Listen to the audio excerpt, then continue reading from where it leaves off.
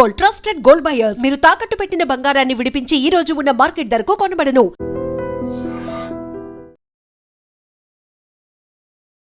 Visakha harbour లో ఒక్కసారిగా gas cylinder పేలటంతో తీవ్ర ప్రమాదం చోటు చేసుకుంది. ఈ ప్రమాదంలో ఇప్పటికే 5గురు మృతి చెందారు.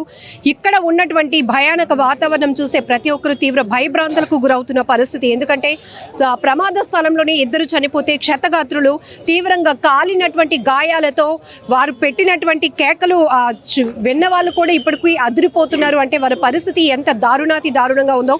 ట్రీట్మెంట్ పొందుతూ కూడా మరొక 3 చనిపోయారు. మొత్తం ఈ ప్రమాదంలో ఇప్పటికే 5 చనిపోయినట్లు తెలుస్తోంది. ఇక్కడ ఉన్నటువంటి పరిస్థితులు కూడా మీరు చూస్తూ ఉన్నారు. సార్, ఏం జరిగింది అసలు? ఏ ప్రమాదానికి ప్రధాన కారణం ఏంటి? ఎన్ని గంటలకు మీకు ఇన్ఫర్మేషన్ వచ్చింది? 4:50 టైం సమయంలో వచ్చిందమ్మా మాకు రావడం. మేము వచ్చేసరికి ఇది బీభత్సం సృష్టించింది. ఆల్రెడీ ఈ బీభత్సం సృష్టించిన తర్వాత మాకు కాల్ చేశారు. మేము ఎన్నోసార్లు మా అధికారులు పెద్ద సార్లు అందరూ మాకు అవేర్నెస్ ప్రోగ్రామ్స్ పెట్టమంటారు. అవేర్నెస్ ప్రోగ్రామ్స్లో ఇలాంటివన్నీ చూపిస్తుంటాం.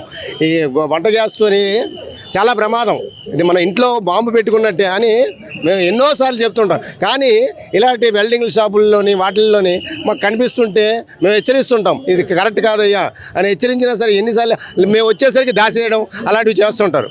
అది కరెక్ట్ కాదు. ఇది సిలిండర్ వల్లే ఇది ఇంత పెద్ద ఆఘాతం జరిగింది.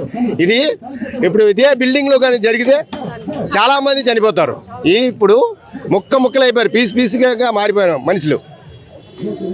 3 గాయాలైంది. ఆల్రెడీ వాళ్ళకి పంపించాం, డెడ్ బాడీలను ఇప్పుడే పంపించాం. ఆల్రెడీ పీసులు అయిపోయారు. ఒక పీస్ అటువైపు అయిపోయింది, గోడ వెనక్కి వెళ్ళిపోయింది. ఆ పీస్ తీసుకొచ్చి మళ్ళీ ఇక్కడ తీసుకొచ్చి పెట్టాం. మీరు ఎప్పటికప్పుడు ఫైర్ డిపార్ట్మెంట్ నుంచి వారోత్సవాలు చేస్తూ ఉంటారు, అవేర్నెస్ క్యాంపెయిన్లు చేస్తూనే ఉంటారు. మీరే చెప్పారు ఇక్కడికి వచ్చినప్పటికీ జరగాల్సినటువంటి భయానక వాతావరణం మాకు కనిపించింది అని. ఇదే ఒక వాళ్ళ నివాస గృహాల్లో జరిగి ఉంటే కనుక దీన్ని ఊహించడం కూడా చాలా కష్టం. ఊహించడం అంటే ఇప్పుడు 4-5 ప్రాణాలే పోయింది అంటున్నాం. అక్కడ వందలాది ప్రాణాలు పోవడానికి ఆస్కారాలు ఉన్నాయి. బిల్డింగ్స్ కొలాప్స్ అయిపోద్ది. మనం నాయన మేము ప్రతి ఇంటికి వెళ్ళి మేము అపార్ట్మెంట్లలో కూడా మేము అవేర్నెస్ ప్రోగ్రామ్ కండక్ట్ చేస్తుంటాం. అలాగే పబ్లిక్ అవేర్నెస్, ఈ పబ్లిక్ని హోటల్స్ వాళ్ళకి వీళ్ళందరికీ పిలిచి మేము పబ్లిక్ అవేర్నెస్ కూడా పెడుతుంటాం. పెట్టినా సరే అప్పటికి ఆ రోజుకే వినడం, తర్వాత ఏమో మర్చిపోవడం, అలా చేస్తుంటారు మేడం. ఇది ఇలాంటి మాత్రం ఎన్నో షాపులకి ఎన్నోసార్లు చెప్పాం. ఈ సంఘటనే అదే కానీ ఒక అపార్ట్మెంట్లో జరిగింది అనుకోండి, అపార్ట్మెంట్లో జరిగితే ఎంతమంది చనిపోతారో అర్థం కాని విషయంగా మారిపోతుంది. ఇక్కడ వీళ్ళు వెల్డింగ్స్ చేస్తుంటారమ్మా, గ్యాస్ వెల్డింగ్ చేస్తారు. ఈ ఇది మత్స్యకారులది ఏదైనా బోట్స్ కానీ ఏదైనా ప్రాబ్లమ్స్ వస్తే వాళ్ళ కోసం వీళ్ళు వెల్డింగ్లు చేయడం అవి చేసి అక్కడ కూడా చేస్తారన్నమాట. డైరెక్ట్ బోర్డు మీద చేయలేరు కాబట్టి ఇక్కడికి వచ్చి చేయించుకొని అక్కడ మళ్ళీ అతికిస్తుంటారు అన్నమాట. దీనికోసం ఇవి పెట్టారు ఇక్కడ ఈ షాపు. సుమారు ఎన్ని గంటల పాటు మీరు రెస్క్యూ చేసి ఈ పరిస్థితికైనా వచ్చింది? మీరు వచ్చినప్పుడు మేము వచ్చేటప్పటికి బీభత్సంగా ఉంది. పీసెస్ అయిపోయి ఉన్నారు. ఆ పీసెస్లన్నీ కట్టగట్టి ఆ రోడ్డు మీద పెట్టిన తర్వాత అంబులెన్స్ పిలిపించి సిలిండర్ ఒకటేమో మొత్తం అంటే దాంట్లోని కన్నం అయిపోయింది. గ్యాస్ అది కూడా పేలింది అనుకోండి, ఇంకా బీభత్సం సృష్టించేస్తుంది.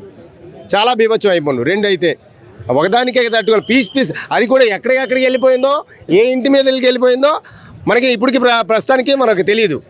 ఒక్క పీస్ మాత్రమే దొరికింది. ఆ ఒక్క పీస్ మాత్రం దొరికింది. ఇంకా తదిమా పీసులు ఎటువైపు వెళ్ళిపోయిందో, ఏ ఇంటి వైపు వెళ్ళిపోయిందో ఎవరికి నష్టం ఉందో ఈ చుట్టుపక్కల వాళ్ళకి ఇంకా తెలుసో తెలీదో. 97లో HPCLలో చూశాను ఇలాంటి సంఘటన. పీసులుగా గోడలకు అంటుకుపోయి ఉన్న పీసుల్ని మేము అవన్నీ సెట్ చేసి ఎవరెవరిదో తెలియదు. అలాంటి సంఘటన కూడా నేను ఫేస్ చేశాను. ఇప్పుడు ఇలాంటి సంఘటన మళ్ళీ చెక్కుడు బిల్డింగ్ ఉంది కదా, అక్కడ కూడా అలాగే దీపావళి సామాన్లు వాళ్ళు అమ్ముకునేవారు. వాళ్ళేమో వంట చేస్తూ ఆయనేమో దీపావళి సామాన్లు కూరుతూ వెళ్ళి ఏం చేశాడు, గ్యాస్ ఆన్ చేశాడు టీకి. అప్పుడు చెక్కుడు బిల్డింగ్ రాయి దగ్గర అక్కడ కూడా అలాగే సంఘటన జరిగింది. ఇక్కడ అక్కైపాలెంలో ఇది భారీ ప్రమాదం. విశాఖపట్నంలో ఇది ఒక భారీ ప్రమాదం అని మేము తెలియపరుస్తున్నాం. ఇలాంటివి జరిగినప్పుడు మనం వచ్చి చూపించడమే కాదు, ఇకపై ఇలాంటి జరగకుండా ఉండాలంటే ఆ సీరియస్నెస్ ఎన్నోసార్లు అమ్మ, ఒక్కసారి కాదు. మనం ఫైర్ విషయాల్లోనే మేము చెప్పము. ప్రతిరోజు మాకు బుధవారం అవేర్నెస్ ప్రోగ్రామ్ అని ఉంటుంది. ఒక్క చోట కాదు, అన్ని చోట్లకి స్కూళ్ళకి కూడా చిన్న పిల్లలకు కూడా అవేర్నెస్ చేస్తుంటాము. చిన్న పిల్లలకు కూడా అవేర్నెస్ చేస్తుంటాం. ప్రమాదానికి అంటే వంట గ్యాస్కు ఉపయోగించింది, అలాంటి విషయాలకి ఉపయోగించకూడదు. దానివల్లే ఈ పెద్ద ప్రమాదం జరగడానికి కారణం జరిగింది. అది madam. Station fire officer Ramana గారు కూడా తీవ్ర ఆవేదనతో చెప్తున్న మాట ఏంటంటే అప్పుడెప్పుడో గతంలో చాలా ఏళ్ల క్రితం జరిగినటువంటి ప్రమాదాలు తీరు చూసాం.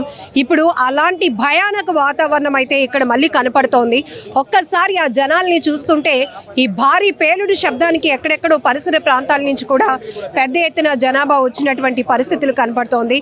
ఎందుకంటే ఇలా ఈ గ్యాస్ సిలిండర్ ఏదైతే వంటకి ఉపయోగించేటటువంటి గ్యాస్ సిలిండర్లు ఇలా వీళ్ళు కమర్షియల్ ఆస్పెక్ట్లో జరుగుతున్నటువంటి వర్క్స్కి వెల్డింగ్ వర్క్స్కి ఉపయోగించడం వల్ల మేమైతే రైడ్ చేసినప్పుడు వీళ్ళు దాచిపెడతారు. కానీ ఇప్పుడు ప్రమాదం జరిగిన తీరు చూస్తుంటేనే చాలా బాధ అనిపిస్తోంది. ఎందుకంటే తునాతునకలైపోయినటువంటి పరిస్థితి.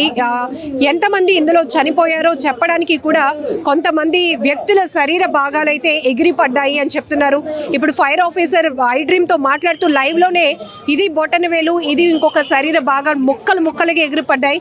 ఇక్కడ మీకు కనిపిస్తోంది ఈ వాల్ బ్యాక్ సైడ్ ఒక శరీర భాగం ఎగిరి పడితే దాన్ని వెతికి తీసుకొచ్చిన పరిస్థితి. అంత ఘోరంగా అంత దారుణంగా ఈ ప్రమాదం జరిగింది అని చెప్తున్నారు.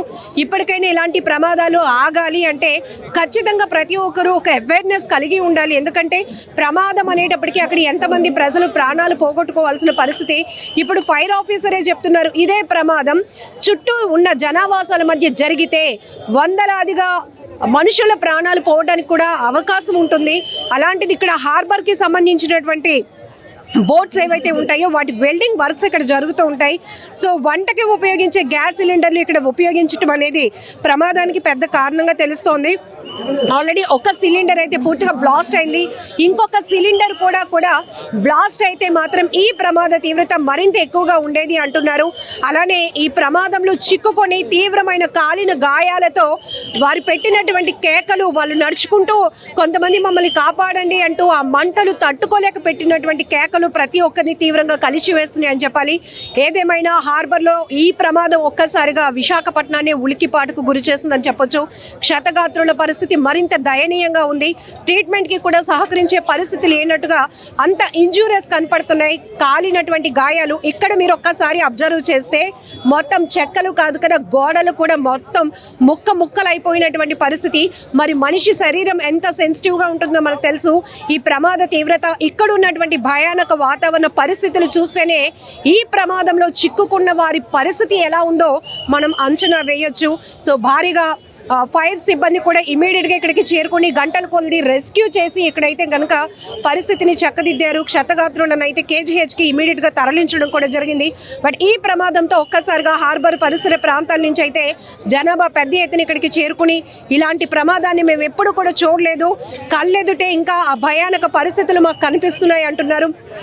సో జిల్లా యంత్రాంగం కూడా ఒక్కొక్కరుగా ముందుకు వస్తూ ప్రమాదం జరగటానికి కారణాలు ఏంటి, ఇక్కడ ఉన్నటువంటి పరిస్థితి ఏంటి అనేది కూడా మనకి పరిశీలిస్తున్నటువంటి దృశ్యాలు మీరు ఐ డ్రీమ్ మీడియా ఛానల్ పైన చూస్తూ ఉన్నారు. ఇక్కడ ఒక్కసారి అవేర్నెస్ అనేది ఖచ్చితంగా అవసరం. ఇక్కడ ప్రమాదం జరిగినటువంటి ప్లేస్లు మీరు ఒక్కసారి అబ్జర్వ్ చేస్తే కనుక తీవ్ర భయానక వాతావరణం ఇక్కడ కనపడతా ఉంది. సో ఇమీడియట్గా మేమైతే ఇక్కడికి ప్రమాదం జరిగినప్పుడు ఆ శబ్దానికి పరుగులు పెట్టి వచ్చాం మేడం అని చెప్తున్నారు కొంతమంది యువకులు. ఎందుకంటే హార్బర్లో ఇక్కడ బోట్లకు సంబంధించినటువంటి వర్క్స్ జరుగుతూ ఉంటాయి. సో గ్యాస్ కట్టర్ ఈ వర్క్స్ జరుగుతున్న టైంలోనే వంట గ్యాస్కి వినియోగించేటటువంటి సిలిండర్లు ఇక్కడ ఉపయోగిస్తున్నారు. దానివల్ల ప్రమాద తీవ్రత చాలా ఎక్కువగా జరిగింది అని కూడా చెప్పుకోవచ్చు. సో ఇక్కడ మొట్టమొదటిగా ప్రమాదం జరిగినప్పుడు పరిస్థితి ఏంటి, ఇక్కడ ఎలాంటి వర్క్స్ జరుగుతాయి, ఆ సమయంలో ఎంతమంది వర్క్ చేస్తున్నారు, ఈ డీటెయిల్స్ అన్ని తెలుసుకుందాం. సో ఇక్కడ మీరు హార్బర్లో ఉంటారు కదా, వచ్చినప్పటికీ మీకు ఎలాంటి సౌండ్స్ వినిపించాయి? అంటే దీన్ని బొక్క వీధి అంటారు. ఈ వీధిని ఆనుకుని మా వీధి పక్కన ఉంటుంది కొత్త అగ్రహారం స్కీమ్ బిల్డింగ్ అని. ఒక్కసారిగా చాలా బేవచ్చమైన సౌండ్ వచ్చింది. దండం అనగానే మొత్తం పక్షులతో సహా అన్నీ కూడా కదిలే. అంటే ఏమైంది అనుకుని ఉటావుటినా అక్కడి నుంచి బండి వేసుకుని ఇక్కడ మాకు 2 నిమిషాలు నాకు ఉటావుటినా బండి వేసుకుని వచ్చాను. Bomb blast type. నేను బండి అయితే మాత్రం దగ్గర అక్కడ ఉన్న సెంటర్లో ఆపేసాను. ఇక్కడ వరకు వస్తే ఇంకో గ్యాస్ లీక్ అవుతుంది అని చెప్పాను. కానీ ఎటుపక్క జనాభా అటుపక్క వరగడుతున్నాను. ఈలోపు చూడబోసరికి ఒక పర్సన్ ఆ పక్క షాప్ ఓనరు రమణ అనే ఆ వ్యక్తి, అతను ఇక్కడ షాప్ అయితే ఈ బ్లాస్ట్కి అతను అక్కడ తుల్లాడు, అంటే అక్కడ పడిపోయాడు. మొత్తం అతను బాడీ అంతా స్కిన్లెస్ అయిపోయింది ఫుల్ బాడీ. మెల్లిగా ఇబ్బంది మీద అతను లెగిచి చాలా ఇబ్బంది మీద లేచి అతను ఒక్కడే మాత్రమే మేము అంబులెన్స్లో పెట్టడం జరిగింది. ఇంకా మిగతా ఇద్దరు మాత్రం మేము రాబోసరికి ఒక అతను కొన ఊపిరితో పడిపోయి ఇక్కడ ఉన్నాడు, ఈ స్పాట్లో ఉన్నాడు. ఇంకో వ్యక్తి మాత్రం ఆన్ ద స్పాట్లో చనిపోయాడు. ఇంకొక వ్యక్తి మాత్రమే స్పాట్ పాట్లుగా, అంటే బాడీ స్పాట్ పాట్లుగా ఎటుకే విభజించాయి.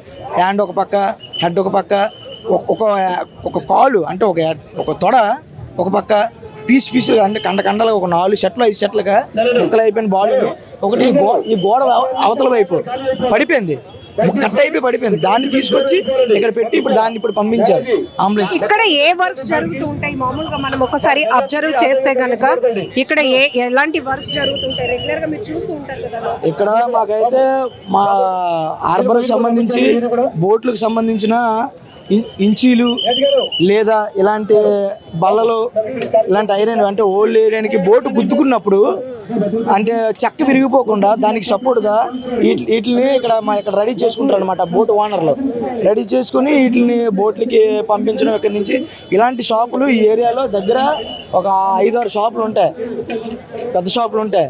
ఇవి ఏంటంటే ఎక్కువగా ఇక్కడ పనులు వెల్డింగ్లు, గ్యాస్ కటింగు ఇలాంటి పనులు జరుగుతుంటాయి. హోల్ సైడ్ ఇలాంటి వర్క్స్ ఇక్కడ జరుగుతుంటాయి. మినిమం ఇక్కడ ఓడుతున్న సిలిండర్ ఎక్కువ, ఈ సిలిండర్స్ యూజ్ చేస్తుంటారు. అలాగే కట్టర్స్ ఉంటాయి, ఇలాంటి ఓడుతుంటారు, ఆ కట్టర్స్ ఉంటాయి.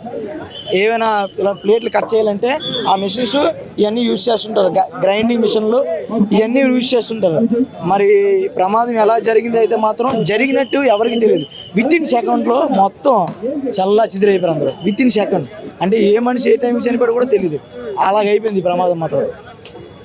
ఎవరు పోల్చుకున్నట్టుగా అయిపోయింది. కొంతమంది బాగా శరీరం అంతా కాలిపోయి ఇలా నడుస్తూ కూడా కనిపించారు. సో మనకి మీరు పంపించిన విజువల్స్ లో కూడా అసలు వాళ్ళ పరిస్థితి ఏంటి? ఆ మంటకి గానీ మొత్తం ముక్కలు ఊడిపోయి. అందులో మాత్రం ఒక పర్సన్ అయితే మాత్రం మన అంబులెన్స్ కేజీజీ పట్టుకెళ్తుండగా దారిలోనే అతను చనిపోయారంటే. ఆల్రెడీ మన న్యూస్లో ఇప్పుడే వెంటనే అప్డేట్లు వేశారు. ఇప్పుడు అతను స్పాట్లో చనిపోయి వెళ్తుండగా ఇంకో అతన్ని ఇక్కడ ఉంటుండగా కొనాపురతో పాపం అతన్ని శ్వాస ఆడుతుంది. అంబులెన్స్ వచ్చేలోపే అతను చనిపోయాడు. చాలా బాధాకరం విషయం. ఇక్కడ గణేష్ అంట కదా ఓనర్, ఆయన కూడా చనిపోయారు అంటున్నారు. ఆయన కూడా చనిపోయారు. రెగ్యులర్ గా ఈ షాప్స్ లో వర్క్ చేయడానికి ఎంతమంది ఉంటారు స్టాఫ్? మాక్సిమం ఒక 7 మెంబర్స్ నుంచి ఒక 5 మెంబర్స్. 7 మెంబర్స్ కంటిన్యూస్ డ్యూటీకి రారు. ఒక 5 మెంబర్స్ వచ్చారనుకో 2 సెలవు పెట్టడం, ఒక 2 వచ్చారనుకో 3 సెలవు పెట్టడం, అలాగే అడ్జస్ట్ చేసుకొని ఇక్కడ వర్క్ చేసుకుంటారు. ఈ పక్కన ఆనుకున్న షాపులు ఏంటంటే ఒకటి పాన్ షాపు, రవణ అంటే ఇప్పుడు అక్కడికి బాడీని అక్కడ తుల్లిందని చెప్పాం కదా. పాన్ షాప్ అతను ఆ పక్కన చైర్ వేసుకుని కూర్చుంటాడు అతను ఎప్పుడు. అలా ఆ వ్యక్తి కూడా ఈరోజు అకస్మాత్తుగా లేదు. కానీ ఈ షాపులతో ఆనుకొని ఉంటుంది అతని షాప్. అదిగో మూడో షాపు. మొత్తం ఇక్కడ నుంచి ఈ లైన్లో 1, 2, 3, 4, 5 మొత్తం 4 షాపులు ఎగిరిపోయాయి. 1, 2, 3, 4 అలాగా 4 షాపులు ఉండిపోయాయి. అతను ఎప్పుడు కూడా అక్కడే ఉంటాడండి అతని షాపు. అతను వర్క్ ఏంటి ఐరన్ కొంటుంటాడు అనమాట. ఐరన్ పర్చేస్ చేస్తుంటాడు. ఐరన్ ఎవరైనా తెస్తే దాన్ని కాటా వెయిట్ చేసుకొని దాని రేట్ డబ్బులు ఇవ్వడం చేయడం అతను డ్యూటీ అతనిది. ఈ పక్క షాప్ ఏమో అది పాన్ షాపు. ఆ పక్కదేమో ఇది మనకి చివరిది ఇది ఫైవేర్, బోటుకు ఫైవేర్ కానీ ఏదైనా మరామతులు కానీ చేసే షాప్ ఇది. ఇదేమో మన ఇప్పుడు ప్రజెంట్ ఇప్పుడు మనకు జరిగింది కదా బోటుకి సంబంధించిన వెల్డింగ్ గ్యాస్ కటింగ్ కానీ ఇంకా ఇతర ఏవైనా బోటుకి సంబంధించిన ఏ సామాన్లు అయినా సరే ఇక్కడ నుంచి వాళ్ళు ఓనర్స్ అనేవారు ఎక్స్పోర్ట్ చేసుకోవడం చేస్తుంటారు. కానీ సంఘటన అయితే మాత్రం వితిన్ సెకండ్లో అసలు ఏ మనిషి ఎవరో గుర్తుపట్టలేనంతగా జరిగింది. ఇక్కడ స్థానికంగా ఉన్న వాళ్ళు ప్రమాదం జరిగినటువంటి తీరును వివరిస్తుంటేనే వినటానికి వణుకు పుడుతోంది. ఎందుకంటే ఇలాంటిది హార్బర్ హిస్టరీలోనే కాదు, విశాఖలో కూడా ఇలాంటి భారీ ప్రమాదాలు జరగలేదు. ఇక్కడ ఉన్నటువంటి ఈ కంప్లీట్గా 5 షాప్స్కి సంబంధించి మొత్తం కూడా ఏది కూడా అసలు చెల్లాచెదురైపోయింది.